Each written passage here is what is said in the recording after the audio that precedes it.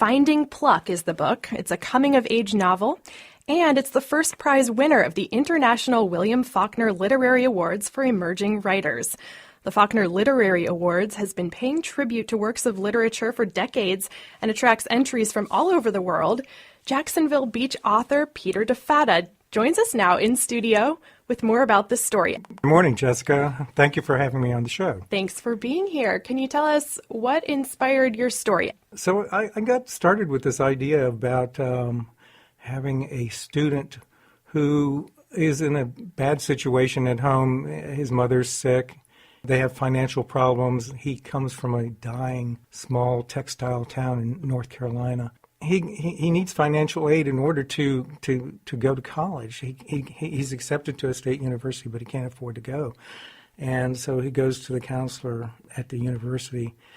And he's seeing all these scholarships, and none of them apply to him. A lot of them require teaching for 2 years or so. And then the counselor mentions this gay equality scholarship that pays for everything and even supplies a stipend.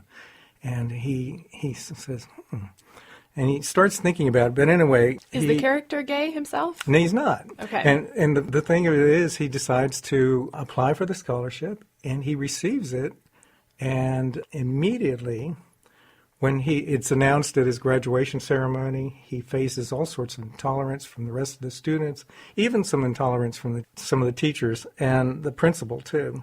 And worse yet, he awakens the ghost of the long-dead benefactor of the scholarship. So now he has to contend with not only intolerance and prejudice against him, but he also has to contend with a ghost that is haunting him. So anyway, the story came about that way, and it just sort of developed. And the more I got into it, I did more examinations of the culture of prejudice. And one of the things that the character's name is Taylor, that he's required to do is he has to attend LBGT meetings at the university on at least once a month and do reports on it. Or he can also do papers and things like that. And so in the process, he has to do a lot of research. He begins learning about the culture of prejudice. And he learns that it comes through in many ways, and the laws, the religion, and traditions of our society, and also bias and ignorance, all form barriers that have harmed minorities in the past. And a lot of these laws, as well as our traditions, have been formed oftentimes on the basis of religion, and particularly certain interpretations of the Bible. And we have to think back about prejudice in our history. The Bible has been used to justify slavery, and then later Jim Crow laws, and also keeping women in a secondary position. And even today it's still being used to justify denying gays of certain rights and to keep certain discriminatory laws on the books. So I thought it was a good way to kind of address this issue, but the book is not just all heavy social issues either. It's really kind of a fun read where you have an interesting character and who runs into other interesting characters. Some of whom are dead? Yeah, well, and the way I dealt with that is that I put flashbacks. Okay. So the novel takes place in 1995. That's when this student is going to school.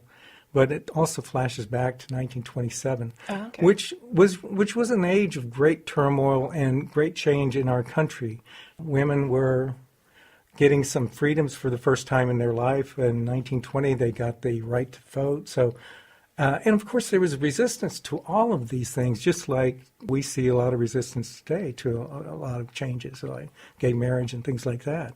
So back then, there was people resisting equality for blacks as well as, even women voting. A lot of people just didn't want that to happen because that's not the way it was done. And then, and our beliefs don't coincide with that.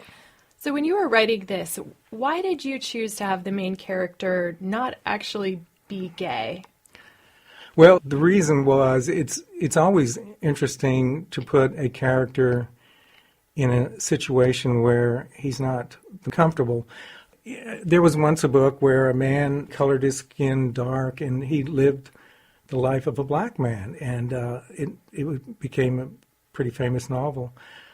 So putting somebody in a situation that they're not comfortable with, or the old thing of walking in somebody else's shoes always generates a good story, because then you get to see how other people lived and felt. Are you hoping the reader will sort of imagine themselves walking in someone else's shoes in the same way? I most certainly do. I think, first of all, hopefully you will identify with the protagonist, which is Taylor, and see that his internal struggles and some of the embarrassments that he's been facing, and identify with it, and then also you go along and listen to what he's learning, what his research teaches him. He grows a lot in the novel. All the characters grow a lot, and I think that's part of the coming-of-age novel. And it's also tied into the title, which is Finding Pluck. Right. Pluck is defined as a spirited and determined courage. And what I was trying to say is that in the course of the novel, Taylor in particular finds his spirited and determined courage, and he comes out on the other side a stronger person than at the beginning of the novel. And the other people throughout the novel grew too. Thank you so much. We've been talking with author Peter Difatta, Jacksonville Beach author of the novel Finding Pluck.